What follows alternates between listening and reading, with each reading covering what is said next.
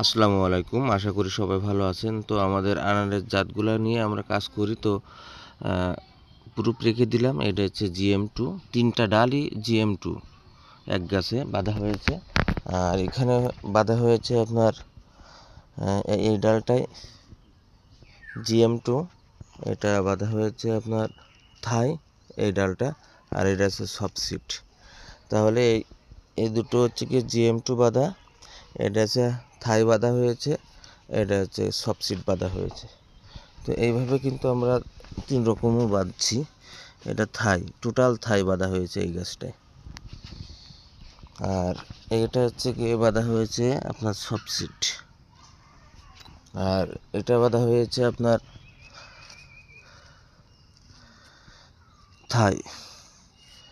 এই এই 3টা থাই বাঁধা হয়েছে। আর এখানে আপনার GM,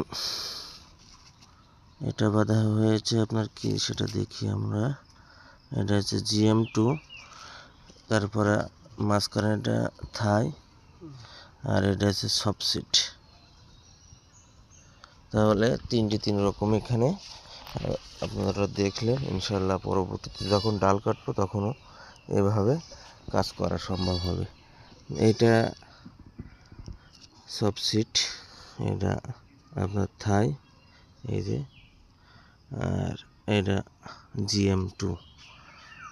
GM2 প্রথম, তারপরে আপনার থাই হচ্ছে কি মাঝখানে, আর এটা হচ্ছে গিয়ে সফট এই সাইডে। তাহলে 3 জাত হয়ে গেল। ভালো থাকবেন সবাই, আসসালামু আলাইকুম।